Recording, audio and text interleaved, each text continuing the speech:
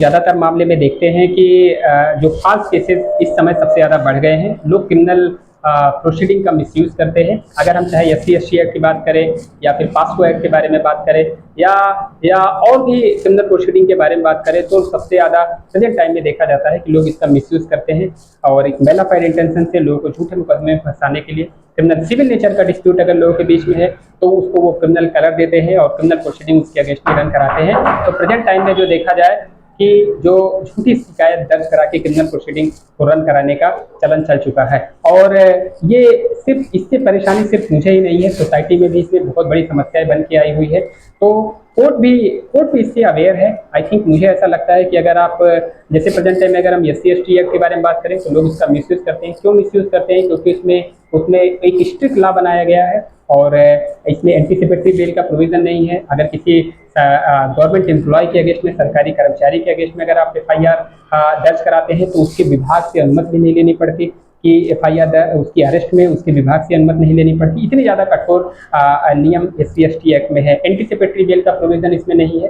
तो देखा जाए और पुलिस को जैसे ही सूचना मिली, पुलिस के लिए मैंडेट है कि अगर एससी एसटी एक्ट की सूचना पुलिस को मिलती है तो पुलिस के लिए मैंडेट प्रोविजन है कि पुलिस को तत्काल उसकी बिना किसी इंक्वायरी के उस इंफॉर्मेशन के बिहाफ पे एफआईआर दर्ज करके इन्वेस्टिगेशन शुरू करना पड़ता है। और इन्वेस्टिगेशन भी एक सर्किल ऑफिसर लेवल का अधिकारी ही क्या करता है, उसके इन्वेस्टिगेशन को वो करता है। तो देखा जाएगा क्योंकि इसमें ना सरकारी आदमी के अरेस्ट में भी उसके विभाग से अनुमति नहीं लेनी पड़ रही है, एंटीसिपेटरी बेल नहीं है।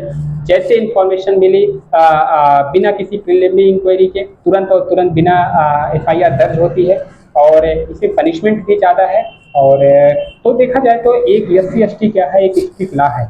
और इस एससी एसटी एक्ट का सबसे ज़्यादा अगर देखा जाए तो प्रेजेंट टाइम में ज़्यादातर इसका मिसयूज़ किया जा रहा है। तो कोर्ट ने इस बात पे चिंता व्यक्त की है कि जो एससी एसटी एक्ट जो अनुसूचित जाति और अनुसूचित जनजाति के सदस्यों को अत्याचार के विरुद्ध उपचार के लिए बनाया गया था, उसको हथियार बनाकर अनेक व्यक्तियों द्वारा निर्दोष लोगों को फंसाया जा रहा है, जिससे वास्तव में जो जरूरतमंद है, जो नीडी पर्सन है, उनको न्याय देने में कठिनाई हो रही है।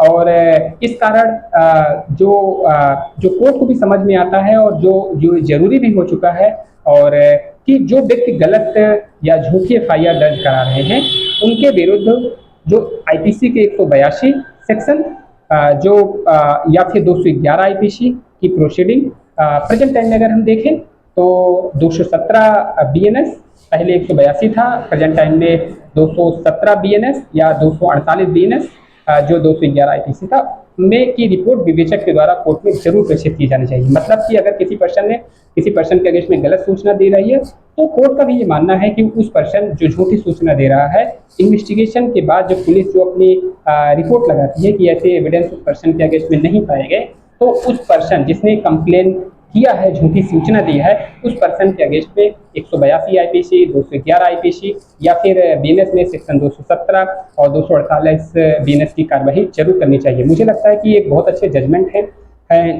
If I am not wrong, I think Bihari and another versus state of UP and another बहुत अच्छे जजमेंट है इलाहाबाद हाई कोर्ट के 2024 में।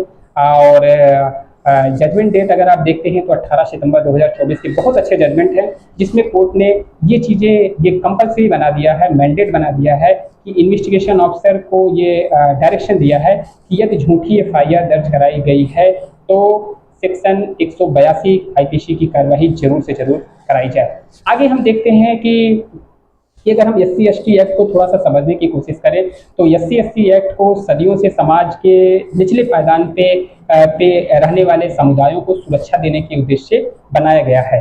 और यदि इसका दुरुपयोग किया जाता है तो आपराधिक न्याय प्रणाली में जो क्रिमिनल जस्टिस सिस्टम है उसमें लोगों का एवं ऐसे व्यक्तियों का विश्वास कमजोर होता है जो इस अत्याचार के शिकार होते हैं। ऐसा दुरुपयोग वास्तविक रूप से जो विक्टिम है, पीड़ित पक्ष है, पीड़ित व्यक्तियों की चिंता एवं देखभाल करने से स्टेक होल्डर्स को रोकता है। तो ये बहुत अगर आप इस जजमेंट को पढ़ेंगे Bihari and another versus state of UP and another 2024 के इलाहाबाद हाई कोर्ट के, उसमें हाई कोर्ट ने बहुत डिटेल में एससी एसटी एक्ट का जो मिसयूज किया जा रहा है उसके बारे में बहुत डिटेल चीज़ें बताई हैं। तो मुझे ऐसा लगता है कि आपको इस सेगमेंट को पढ़ना चाहिए।